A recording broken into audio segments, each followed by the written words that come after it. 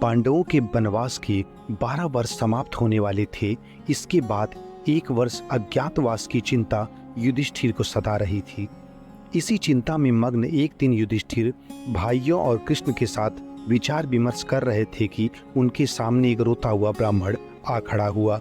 रोने का कारण पूछने पर उसने बताया कि मेरी झोपड़ी के बाहर एक अरड़ी की लकड़ी टंगी हुई थी, जिसे एक हिरण आया और उसे शरीर खुजलाते हुए लेके चल पड़ा। अरड़ी की लकड़ी उसके सींग में अटक गई और वह घबरा गया और भाग खड़ा हुआ। अब मैं अग्निहोत्र के लिए कैसे अग्नि उत्पन्न करूंगा? उस ब्राह्मण पर तरस खाकर पांचों भाई हिरण की खोज में निकल पड़े। हिरण उनके आगे से तेजी से दौड़ता हुआ बहुत दूर चला गया, आंखों से ओझल हो गया। पांचों पांडव थके हुए प्यास से व्याकुल होकर एक बरगद की छांव के नीचे बैठ गए। वे सभी इस बात से लज्जित थे कि शक्तिशाली और सूरवीर होते हुए भी ब्राह्मण का छोटा सा काम भी ना कर सके। प्यास के मारे उन सब का कंठ सूख रहा था। नकुल सभी के लिए पानी की खोज में निकल पड़े। कुछ दूर जाने पर उन्हें एक सरोवर मिला जिसमें स्वच्छ पानी भरा हुआ था। नकुल पानी पीने के लिए जैसे ही सरोवर में उतरे, एक आवाज आई, हे माद्री के पुत्र, दुस्साहस ना करो, यह जलाशय मेरे अधीन है।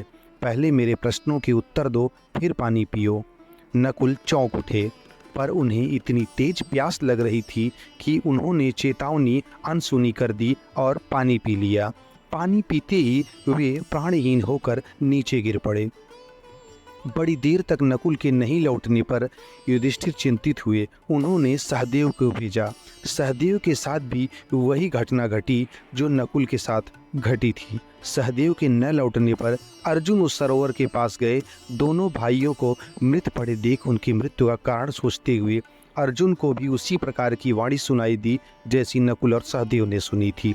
अर्जुन कुपित होकर शब्द भेदी बाण चलाने ही वाले थे, पर उसका कोई फल नहीं मिला। अर्जुन ने भी क्रोध में आकर पानी पी लिया और वे भी किनारे आते आते मूर्छित होकर गिर पड़े। अर्जुन की बाट जोते जोते युधिष्ठिर व्याकुल हो उठे। उन्होंने भाइयों की खोज के लिए भीम को भेजा। भीमसेन तेजी से जलाशय की ओर बढ़े। वहां उन्होंने अपने 3 भाइयों को मृत पाया। उन्होंने सोचा कि यह अवश्य किसी राक्षस की करतूत है। कुछ करने से पहले उन्होंने पानी पीना चाहा। यह सोचकर भीम जो ही सरोवर में उतरे, वही आवाज उन्हें भी सुनाई दी। भीम ने कहा, मुझे रोकने वाला तुम कौन हो? यह कहकर भीम ने पानी पी लिया। पानी पीते ही वे वहीं पर ढेर हो गए। चारों भाइयों के नहीं लौटने पर युधिष्ठिर चिंतित हो गए।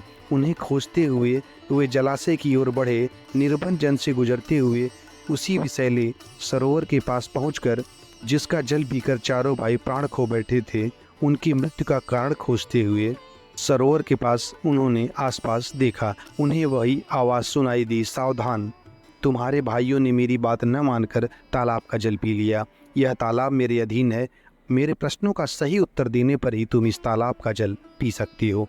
युधिष्ठिर जान गए कि यह कोई यक्ष बोल रहा है। उन्होंने कहा, आप प्रश्न करें, मैं उत्तर देने का प्रयास करूंगा। यक्ष ने प्रश्न किया, मनुष्य का साथ कौन देता है? युधिष्ठिर ने कहा, धैर्य ही मनुष्य का साथ देता है। अगला प्रश्न यक्ष ने पूछा, यश लाभ का एकमात्र उपाय क्या है? युधिष्ठिर ने कहा, दान। हवा से तेज कौन चल सकता है? युधिष्ठिर ने कहा, मन। यक्ष कहते हैं, विदेश जाने वाले का साथी कौन होता है? युधिष्ठिर कहते हैं, विद्या। अगला प्रश्न, किसे त्याग कर मनुष्य प्रिय हो जाता है? अहम भाव को उत्पन्न गर्व के छूट जाने पर। यक्ष, किस चीज की खो जाने पर दुख नहीं होता? युधिष्ठिर, क्रोध। यक्ष फिर प्रश्न करते हैं, किस चीज को गंवाकर मनुष्य धनी बनता है? युधिष्ठिर कहते हैं, लोभ। यक्ष कहते हैं, कौन सा एकमात्र उपाय है जिससे जीवन सुखी हो जाता है? युधिष्ठिर का उत्तर था, अच्छा स्वभाव ही सुखी होने का उपाय है। यक्ष, सर्वोत्तम लाभ क्या है? आरोग्य। धर्म से बढ़कर संसार में और क्या है? दया। ब्राह्मण होना किस बात पर निर्भर करता है? जन पर, विद्या पर या शीतल स्वभाव पर? युधिष्ठिर, शीतल स्वभाव पर। यक्ष, इस जगत में सबसे बड़ा आश्चर्य क्या है? युधिष्ठिर, रोज हजारों लाखों लोग मरते हैं, फिर भी सभी को अनंत काल तक जीने की इच्छा रहती है। इससे बड़ा और क्या आश्चर्य हो सकता है। इसी प्रकार यक्ष ने कई प्रश्न किए और युधिष्ठिर ने उन सभी के ठीक ठीक उत्तर दिए। अंत में यक्ष ने कहा, राजन, मैं तुम्हारे मृत भाइयों में से केवल किसी एक को ही जीवित कर सकता हूँ। तुम जिसे चाहो वह जीवित हो जाएगा। युधिष्ठिर ने एक सुनकर एक पल सोचा, फिर कहा, नकुल को जीवित कर दें। युधिष्ठिर के कहते ही यक्ष उनके सामने प्रकट हो गए और बोला, युधिष्ठिर, 10,000 हाथियों के बल वाले भीम को छोड़कर तुमने नकुल को क्यों जिलाना ठीक समझा? भीम नहीं तो अर्जुन को ही जिला देते, जिसकी युद्ध कौशल से सदा तुम्हारी रक्षा होती आई है। युधिष्ठिर ने कहा, हे देव, मनुष्य की रक्षा न तो भीम से होती है न अर्जुन से। धर्म ही मनुष्य की रक्षा करता है। धर्म से विमुख होकर मनुष्य का नाश हो जाता है। मेरे पिता की 2 पत्नियों में से कुंती माता का पुत्र मैं ही बचा हूँ। मैं चाहता हूँ कि माद्री माता का भी एक पुत्र जीवित रहे। पक्षपात से रहित मेरे प्रिय पुत्र तुम्हारे चारों भाई जीवित हो उठें। यक्ष ने युधिष्ठिर को यह वरदान दिया। यह यक्ष और कोई नहीं बल्कि स्वयं धर्मदेव थे, जिन्होंने ही हिरण्य और यक्ष का रूप धारण किया था।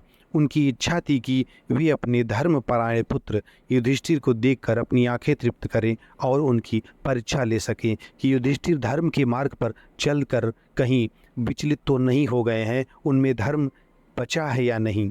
दोस्तों, इस कहानी से हमको ये सीख मिलती है कि हमको भी धर्म का रास्ता कभी भी नहीं छोड़ना चाहिए और अपने ज्ञान में निरंतर वृद्धि करनी चाहिए। तो दोस्तों, आज के लिए इतना ही। मिलते हैं किसी नए अंक में।